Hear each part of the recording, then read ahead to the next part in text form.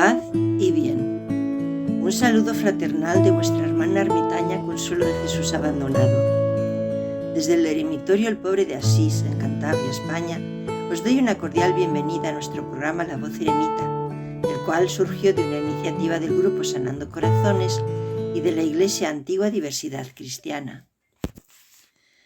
Así dice Jehová: se oye una voz en Ramá, lamento y llanto amargo, Raquel que llora por sus hijos y rehúsa ser consolada.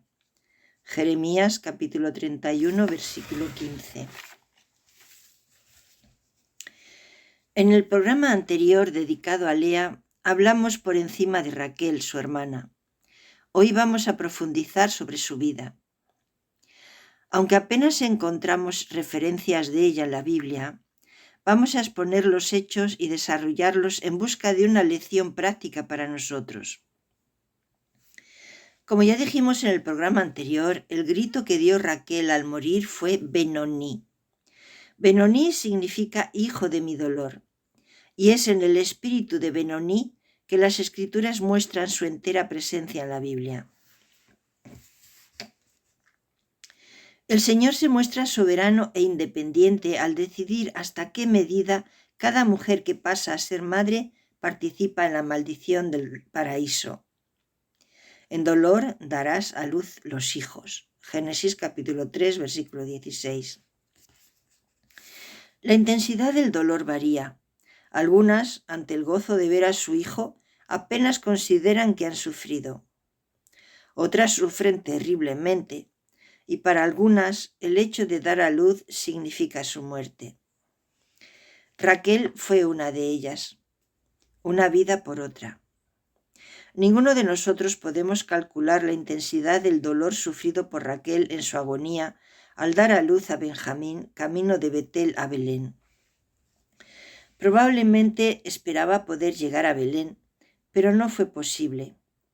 Y hubo dificultad en el parto, nos dice el relato bíblico. La partera le aseguró que el hijo llegaría, pero al nacer a la madre se le salió el alma.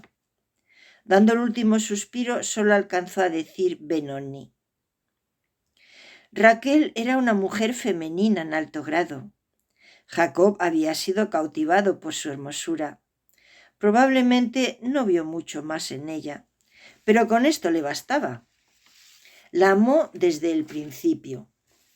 7 años de trabajo le parecieron poco sacrificio, y cuando ocurrió el engaño y recibió a Lea, trabajó otros 7 años para conseguir a Raquel. No se puede decir que Raquel fuera un buen modelo a seguir en algunos aspectos. Sabemos que robó los ídolos domésticos que eran de su padre para llevarlos con ella a Canaán. Estaba celosa de su hermana Lea. Y cuando finalmente pudo ser madre, al dar a luz a José, su orgullo materno dominó su carácter por completo. Este hecho es notable. Todo su ser estaba concentrado en el deseo de volver a ser madre. Podríamos decir que se había convertido en su obsesión.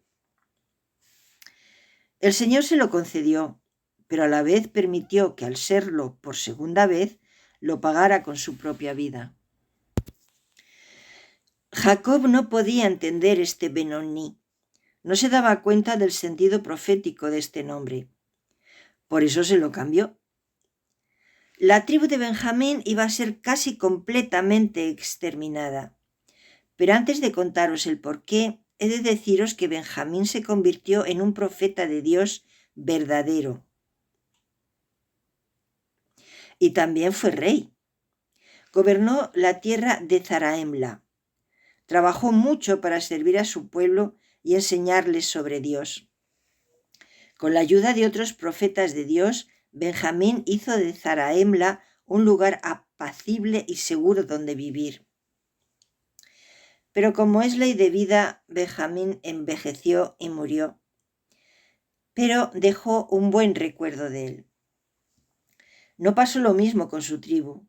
En el libro de Jueces, capítulo 19, se relata un evento espantoso en donde la concubina de un levita es brutalmente violada y asesinada por hombres de Gibeá, una ciudad situada en el territorio de la tribu de Benjamín. El libro de los Jueces nos relata también las consecuencias devastadoras de este acto criminal. Vamos a leer lo que dice en el capítulo 20, versículos del 12 al 17. Y las tribus de Israel enviaron varones por toda la tribu de Benjamín, diciendo: ¿Qué maldad es esta que ha sido hecha entre vosotros?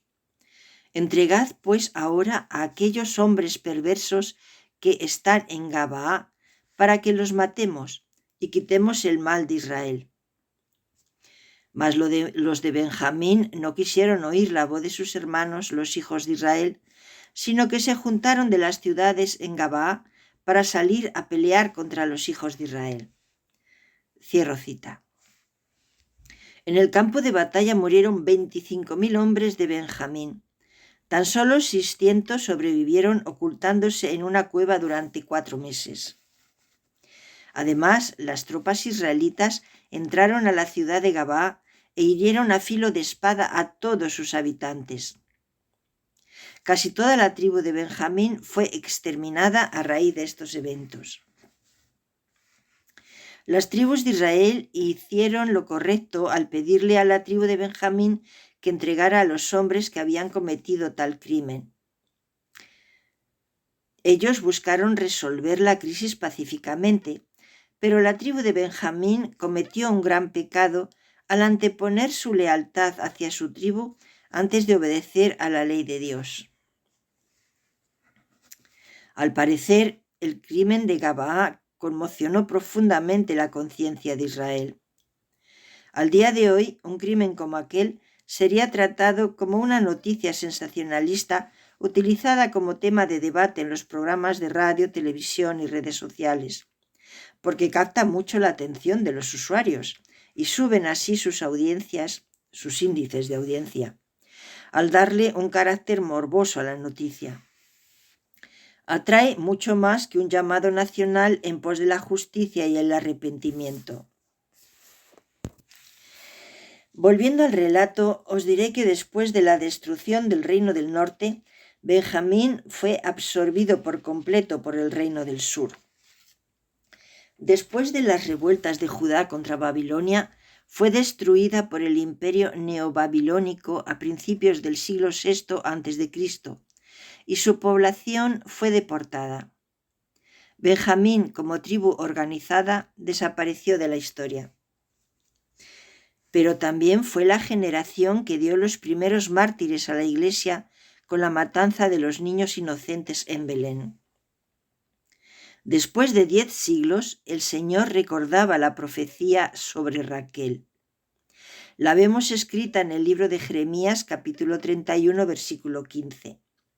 Así dice Jehová: se oye una voz en Ramá, lamento y llanto amargo, Raquel que llora por sus hijos y rehúsa ser consolada.